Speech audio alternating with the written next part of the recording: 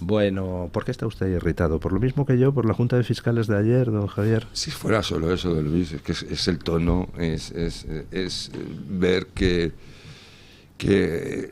vamos a llamarlo la izquierda, el PSOE, lo que hay alrededor, ha cogido un tono completamente desquiciado. Están intentando tapar verdaderas barbaridades con una sobreactuación, es decir, luego hablan de la memoria, ¿no? Les rompen una foto y parece que les matan a la madre, pero bueno, cuando matan a 2.500 mujeres, hombres, niños, ancianos, los de Hamás, pues miran para otro lado, es decir, las declaraciones verdaderamente bochornosas de los ministros. Yo tengo la sensación, sinceramente, de que tienen ganas de que se produzca algún tipo de desastre, algún tipo de situación que se nos vaya a todos de las manos. A mí me tiene muy, muy irritado este tono y sobre todo esta desvergüenza. Yo tengo cada vez más claro una cosa, don Luis. A mí me hablan del PSOE bueno, el PSOE malo, el PSOE regulero, es decir, y me hablan de muchas cosas, pero claro, yo tengo ya una edad y he vivido el PSOE, entre comillas, bueno, y bueno, la gente tiene poca memoria. Pero ya empezó a parir este monstruo en aquel entonces. Es decir, yo cuando pierden las elecciones en el 96, que más o menos descontaban que las podían perder, pues las pierden por muy poco al final, también es verdad.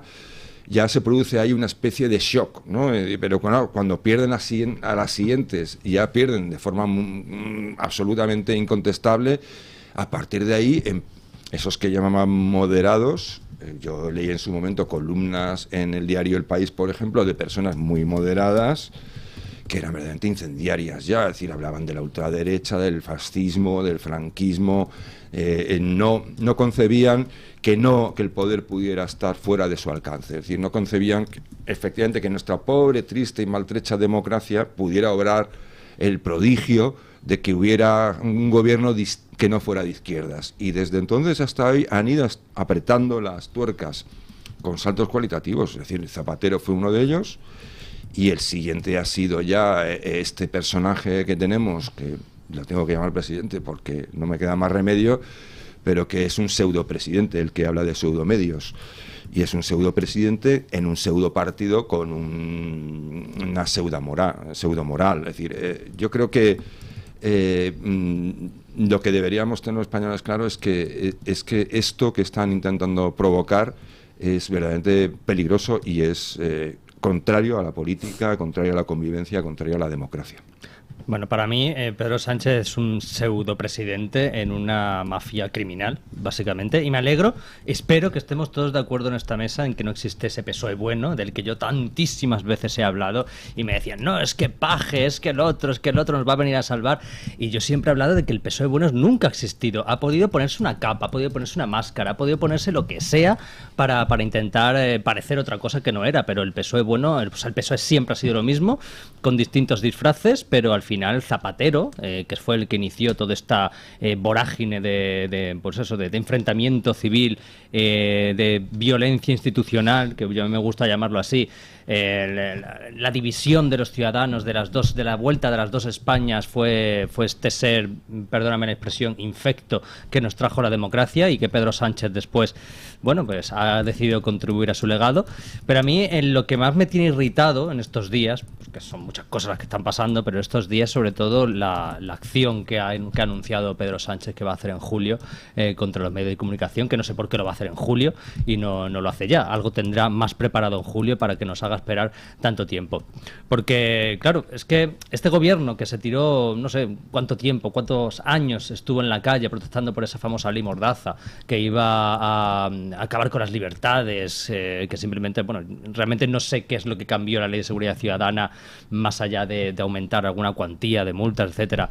Y sin embargo, este mismo gobierno que criticó tan duramente esa ley de Mordaza se va ahora a dedicar a mordazar a los medios de comunicación, a censurarlos y a saber Dios, quién sabe qué hará para intentar acabar con esa máquina del fango que él llama, que en fin, no hay más máquina del fango que el propio gobierno, que es el gobierno del bulo, ¿no? El gobierno de la mentira, que se ha dedicado... Tendrían que poner un cartel con letras de neón rojas, que a ellos les va eso bastante, en la Moncloa, que pongan máquina, fábrica del fango. Sí, que la haga, sí, efectivamente, es que es la fábrica de España del fango, es la de Pedro Sánchez. Entonces a mí me da bastante pánico, que es lo que más me desconcierta ahora, más que, bueno, esa junta de fiscales, que yo, como siempre he dicho, la amnistía a la gente en general, por desgracia, le importa un pepino, o sea, esa es la realidad, pero a mí me preocupa mucho lo que vaya a hacer con los medios de comunicación, porque al final los medios son el cuarto poder y en fin, me da miedo lo que este señor pueda hacer para convertirlos en el primer poder y que sea al final todo esté a su servicio.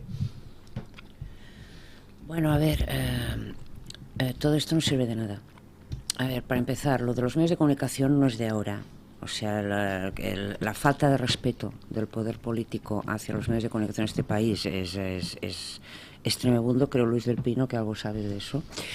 Y estoy de acuerdo en una cosa que se ha dicho aquí, que es que la izquierda, tradicionalmente esta vez, se abroga una especie de patente de corso de que, bueno, de ellos tienen la hegemonía de la cultura, tienen la hegemonía de los medios de comunicación, tienen la hegemonía de qué es genocidio y qué no es genocidio, etcétera, etcétera. Dicho lo cual, yo creo que el problema al que nos enfrentamos es más profundo. En España vamos de la alternancia al guerracivilismo y del guerracivilismo a la alternancia.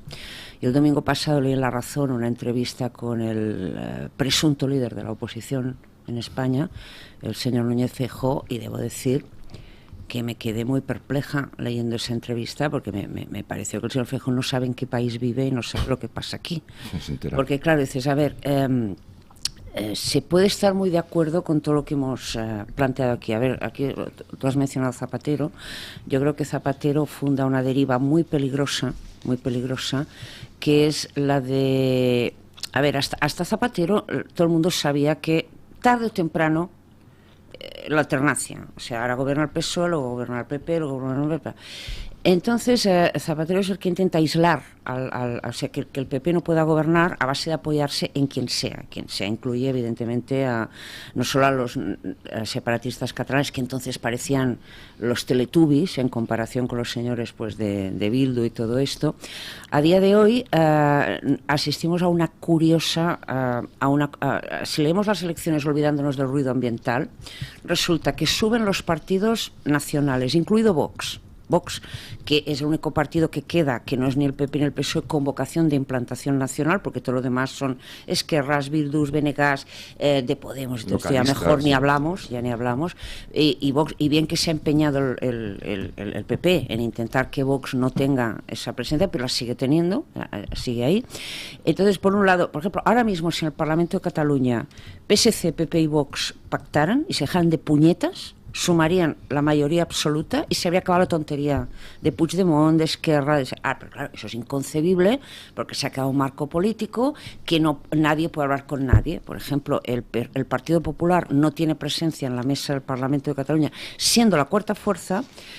Si hablas con un socialista, les llamamos y no se quisieron poner. Si hablas con el PP, nos llamaron pero no nos ofrecieron nada. Dicho de paso, PP y Vox tampoco se votaron mutuamente, que habrían podido. Entonces, claro, ¿a dónde quiero ir a parar con todo esto?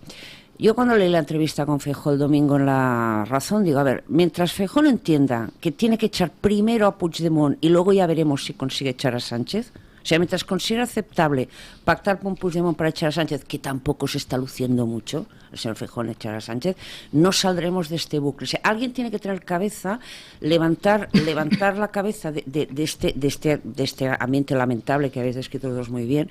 Pero claro, yo entiendo perfectamente. A ver, yo cuando veo la ley de amnistía, imaginaos cómo se me queda el cuerpo. Yo cuando veo lo que está pasando ahora en Cataluña, a ver cómo se me queda el cuerpo. Pero alguien tiene que levantarse y decir, la política nacional la tienen que hacer los partidos nacionales. Y hemos tenido bastantes... Entonces, los partidos nacionales tendrán que hablar un poco entre ellos. O sea, a ver, PP y PSOE y Vox tienen que encontrar una manera de colaborar y así que ahora parece con Sánchez todo esto es posible, pero es que todo esto que estamos hablando, el que gana siempre es Sánchez apoyándose en los partidos y macho, lo otro nunca suma, gana, pero no suma. Entonces hay que trascender ese marco mental, creo yo. Pero yo creo que estoy en profundo desacuerdo con lo que está usted diciendo. Primero, terminológicamente, llamar al PSOE Partido Nacional, yo creo que roza el delito de difamación, así que tenga usted cuidado con lo que dice.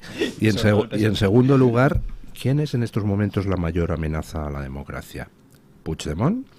¿O ese Sánchez que amnistía a Puigdemont y que está pretendiendo cerrar los medios de comunicación críticos y tomar el control de la justicia? Sánchez es mucho más peligroso. Pero vaya novedad, ¿no? Bueno, pero ¿con quién hay que acabar con Sánchez? O sea, si Puigdemont es peligroso, es porque Sánchez le da los instrumentos para serlo. Si hubiera en la Moncloa a alguien que no fuera Sánchez y que fuera efectivamente de un partido nacional, Puigdemont sería un problema que se acaba en 2 minutos. No, es al revés. Yo creo que si acabamos primero con Puigdemont, lo otro sería mucho al revés. Pero el problema... O sea, yo lo que planteo es una discrepancia estratégica. Bueno, Puigdemont estaba acabado ya hasta que resucitó este hombre. O sea, él estaba... No, pero a ver, cuando Feijóo dice... Desde el punto de vista estratégico es correcto, a ver, Feijóo, ¿por qué no remata? Es imposible. Porque un día dice, váyase señor Sánchez, porque usted pacta con Puigdemont, la otra día dice que él quisiera pactar con Puigdemont para hacer una moción de censura. Antes el votante dice... Pues mire, va a ser que no me lo creo. Y un día dice hay que echar a Sánchez y al día siguiente quiere negociar el Consejo General del Poder Judicial con él para entregarle ya al Tribunal Supremo. Claro, entonces, a ver, yo creo que lo que habría que hacer es los partidos, cuando digo nacional, quiero decir, partidos de implantación nacional y con vocación de gobierno en España. Y ahora mismo de estos solo hay 3. PSOE, PP y Vox. Bueno, todo lo demás son... Perdona, Ana, y el PP ponlo un poquito en cuarentena, porque es que en un partido con aspiración de implantación nacional en el País Vasco no pinta nada. Bueno, en Cataluña, afortunadamente, porque está este hombre Alejandro que se ha resistido, Alejandro Fernández, como gato panza arriba, pero es que el PP tampoco tiene ninguna... No tenía, o no tiene, a salvo que Alejandro poco a poco lo consiga, una entidad en Cataluña, es decir, además es un partido que por alguna extraña razón haga lo que haga, favorezca o no a determinados intereses catalanes, está como que allí mismo. Bueno, pero los catalanes no lo quieren ni ver. A ver, la extraña razón es, te la estoy explicando, quiero decir, a ver, si tú miras los resultados de las últimas elecciones en Cataluña y en España y te olvidas del ruido, vuelve el bipartidismo. O sea, los partidos de toda la vida ganan. En Cataluña, por ejemplo, el PSC ha ganado las 2 últimas autonómicas, las europeas, las municipales, y lo ha ganado por goleada. O sea, es el primer partido de Cataluña por tierra marere. Pero el PP ha subido un montón, o sea, ha triplicado, quintuplicado presencias. Todo esto sin que a Vox se le mueva un diputado en una pestaña, ¿vale? Entonces, lo que dicen las urnas, a pesar del ruido, es que quieren que los partidos nacionales vuelvan a tomar el control. Ahora, claro, si los partidos nacionales no hablan entre ellos, si PP cree que tiene que destruir a Vox en vez y PP y PSOE, digamos, antes pactan con el diablo que hablar entre ellos, claro, eso es lo que nos lleva a esta situación. Por ejemplo, en Cataluña el PP es un partido que, quitando Castelldefels y Badalona, no pinta nada, saque lo que saque, porque ya se ocupan socialistas, indepes y tal de que no entren en el tramado constitucional. El PP le correspondía un puesto en la mesa por ser cuarta fuerza, pero entre los de toda la vida no le quieren. El PP tampoco tuvo la habilidad de hacerse valer y PP y Vox no se votaron, no juntaron fuerza. Entonces lo que yo digo es que, a ver, siempre que vamos al choque en clave guerra civilista, incluso perdiendo la guerra civil, el relato lo gana quien lo gana. Ahí lo dejo. Entonces, claro, yo lo que pido es una solución y tengo la impresión de que hay que levantar la cabeza y no caer en la eterna trampa. Es que eso posiblemente lo hemos estado diciendo en otras ocasiones y demás, pero evidentemente eso depende de una voluntad política que está completamente desaparecida. Totalmente, entonces, sí. Claro, es como diciendo, esto en teoría es una gran teoría, pero claro, la cuestión es que en la práctica no existen las personas ni los políticos dispuestos a acometerla. Nosotros no se la podemos imponer, nos gustaría a veces decirles lo contrario, que no, esto no nos gusta, que esto no puede ser. Ahora, bien, es decir, hay cosas que llaman poderosamente la atención. El caso de Alejandro Fernández, que es un hombre que que dicen que tiene problemas de gestión y tal. Bueno, si ese es el problema que tiene este señor, es tan sencillo como que él mismo reclute a alguien con grandes capacidades de organización y que le lleve ese aspecto, ¿no? Pero yo he visto al propio Partido Popular, después de celebrar el gran salto de votos protagonizado en Cataluña por Alejandro Fernández, a través de los medios amigos lanzarles mensajes como, por ejemplo, no sé, que tiene que abrirse a nuevas sensibilidades, es decir, a otras sensibilidades, como diciéndole, es decir, enmendándole la plana. Es decir, vamos a ver, si este hombre ha conseguido ese resultado, es precisamente porque está diciendo cosas que por fin se pueden entender, es decir, cosas que el público o el votante puede entender, ¿no? ¿Y usted qué, blanco o negro? Bueno, no lo sé, ¿no? Y eso es el Partido Popular, es decir, el Partido Popular tiene un problema, y dentro del Partido Popular empieza a haber ruido de sables.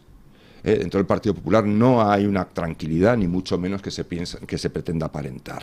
Es decir, igual hace unos meses todavía con unas expectativas, pero ahora mismo, a pesar de que quieren transmitir la cúpula una sensación de armonía y unidad, hay unas tensiones crecientes, y las hay en personajes de cierto calado dentro del Partido Popular, no outsiders o que ya están extramuros, tipo Esperanza Aguirre, no, gente activa dentro del partido. ¿Por qué? Por una sencilla razón, porque yo entiendo que tiene que haber diálogo, pero lo primero que tienes que tener son ideas. Si no puedes dialogar si no tienes ideas. Es decir, yo no puedo sentarme contigo, Ana, a negociar o a discutir sobre algo si tú no sabes a qué carta tenerte conmigo. Pero tú ¿de qué palo eres? No, depende de lo que me vaya conmigo. Es que por eso digo que Feijóo un día pues critica con razón a Sánchez por sus pactos. Se le está acabando con la ley de amnistía, pero al día siguiente se abre a hacerle una moción de censura a Sánchez con Puigdemont. Yo creo que sí. El problema que tiene el drama de Alejandro Fernández es que ahora es el único referente histórico del Eso sería un buen título para una novela, El drama de Alejandro Fernández. Sí, ¿verdad? Sí. Alejandro Fernández es el gran referente que ha quedado del constitucionalismo catalán ante la desaparición de Ciudadanos, y que Vox evidentemente combate el proceso, pero yo creo que llegó más tarde y además tiene un discurso ahora mismo más enfocado en el tema de la inmigración. Pero claro, es muy difícil ser un referente es muy difícil contra la amnistía, contra Puigdemont, cuando tu jefe en Madrid quiere estar a buenas con Puigdemont para tomar un atajo a la Moncloa. Es que el señor Feijóo tiene que entender que no hay atajos a la Moncloa. O sea, hablando claro, si se va a entender con Puigdemont, para eso que se entienda con Sánchez. Y si se los quiere echar, los tiene que echar a los dos. No puede quedarse con uno y echar al otro. O sea, no. Es que no se entera. Yo creo que Alejandro Fernández sufre por este tema. Algo, o sea, yo creo que le estáis dando legitimidad a un partido como el Partido Socialista o el PSC, que no la tiene ni la debe tener. No hay que hablar con el PSC, no hay que conversar con el PSC ni con el PSOE. Hay que destruir al PSOE, ¿vale? El PP no tiene por qué hablar con el PSOE. El PP tiene que tenderse con Vox. El PP tiene que meterse con Vox, hacer un frente común para no solo para echar a Sánchez, sino para acabar con el Partido Socialista. O sea, yo no quiero, como votante de Vox, por ejemplo, y no creo que ningún votante del Partido Popular quiera ningún tipo de pactos con el PSOE. Lo que quiero es que se entienda, pero es que el Partido Popular y Feijóo, hasta que no entienda que sin Vox nunca, jamás va a llegar a la Moncloa, no va a hacer nada. Y eso no lo ha entendido. Y ahora resulta que le ha salido otro más a la derecha y no lo quiere entender. El PP lo que está esperando es absorber a Vox, ¿no? Que no va a PP como intentó cargarse a Ciudadanos y lo consiguió, y todos los partidos de la nueva política han ido sucumbiendo. Entonces el PP piensa, si no les doy ni agua, con un poquito de suerte se mueren solos y no tengo que pactar con ellos. Eso es lo que piensa. Claro, el error no tiene nada que ver. Yo creo que Vox va a aguantar. El error del PP es pensar que Ciudadanos es igual que Vox. Ciudadanos para mí fue una creación de marketing que se hizo. Un partido artificial. Un partido artificial que se creó con determinados intereses, y cuando esos intereses dejaron de estar ahí, pues le dieron boleto y desapareció. Vox por alusiones me gustaría contestar eso, pero que señor no quiere decir que todos los de Ciudadanos fueran artificiales. Yo digo el partido. Pero evidentemente se decretó en un momento determinado, y además creo que recordar que fue el presidente del Sabadell, ¿no? El que dijo, necesitamos un Podemos de derechas. Fue un partido de entonces, 35, pues dijeron, UPyD está siendo molesto, está tocando las narices, que si el tema Caja Madrid, que si no sé qué, se decretó su destrucción y se aupó a Ciudadanos. Claro, pero Ciudadanos existía de antes. Pero fue extrapolación a nivel nacional. Exacto. Sí. Bueno, pero yo creo que Ciudadanos surge, por lo que yo sé, porque además estuve interesado en su momento, porque era un partido los reformistas, yo creo que en España hace falta como vamos, una reforma. Yo he sido de votante, abajo yo he sido hasta votante arriba. de Ciudadanos. Y surge porque hay una serie de personas básicamente socialistas, socialdemócratas y tal. Surge en Cataluña. Sí, en Cataluña, Sí, claro, pues, sí, que el quieren- surgimiento en Cataluña quieren, no fue artificial. decir que no comparten la hoja de ruta del socialismo patrio, ¿no? Entonces, de pactar y de tolerar todo lo que es el separatismo. Entonces, tienen una visión, digamos, nacional, es decir, de una sociedad pues que es España, y entonces no están dispuestos. Entonces, para contrarrestar eso, surge Ciudadanos para coger a los votantes del PSC que no están de acuerdo y hacer su propio partido. Es así. Luego ya el salto nacional, pues ya sabemos, hay muchísimas cosas por medio, muchas más de las que se conocen. Pero sobre todo lo que hay es también sobre todo una pérdida de sentido de lo que era el partido originalmente. De hecho, al final, Ciudadanos era un partido también con una cierta beligerancia respecto a determinadas leyes. Las leyes de género. Las leyes de género en las que concurrió las elecciones simplemente diciendo que había que era un concepto equivocado y que había que revisarlo y tal. Que no había sé que qué. derogar la ley contra la violencia de género, Sí, que sí. eso lo decían al principio. Y Eso lo que decían Toni Cantó y Marta Rivera de la Sí, Cruz. lo tenían Y escondido. acabaron yendo Y a hay, los y hay un momento donde Marta Rivera de la Cruz lo dice en un debate televisivo y le cae la del pulpo desde dentro de su propio partido, Sí, que hasta sí. ese momento lo había estado defendiendo. Y entonces de repente, ¡pum!, Ciudadanos No, gira es que les 180 arrean. grados y empieza a apoyar las leyes Ahí de es violencia de Ciudadanos, género. Ciudadanos es una de las primeras quiebras que tiene, porque se puede ser perfectamente socialista, socialdemócrata, y no estar a favor de leyes que son, digamos, que conculcan, digamos, la igualdad ante la ley, simplemente, ¿no? Es decir, porque tú eres una persona que tiene un sentido de la justicia, ¿no? Pero Ciudadanos hace eso, además no lo lleva tampoco arriba del todo el programa, lo lleva un poquito ahí para que no cante demasiado. Y en ese momento no es que dentro del propio partido, es que el propio Partido Popular le arrea hasta el carnet de identidad. Es decir, el Partido Popular, que entonces, hasta hacía muy poco, había dicho que la ley de violencia de género de Zapatero era un dislate y no sé qué, de repente ya ha hecho su cálculo político y dice, bueno, vamos a ser más socialdemócratas que los socialdemócratas. Y le empiezan a arrear. Pero bueno, yo creo que Ciudadanos es una otra demostración de que la política donde muere es en la inconsistencia, es como es decir, lo que se llama inconsistencia temporal, es decir, Sí, bueno, pero es ahí un está. concepto que viene de la economía, pero no puede ser inconsistente. Ahí está Solo- el PP, solo hay una igual de cosa- inconsistente y aguanta. Solo hay una cosa peor que tener una opinión equivocada, que es tener una opinión variable. Claro, Porque sí, entonces la ahí gente está. no sabe a qué atenerse. Es decir, Sí, bueno, a pero ver, es yo recuerdo a la audiencia, yo he militado 5 años en Ciudadanos, he sido diputada 3 años en el Parlamento catalán, rompí el carnet el 9 de junio, antes de conocer los resultados electorales, y si os puedo decir que una lección muy amarga que he aprendido de esta experiencia es que tú te crees a veces que un partido joven va a ser menos tóxico, con menos vicios adquiridos que un partido de toda la vida, cuando el amateurismo se le suma el cinismo, todavía es peor.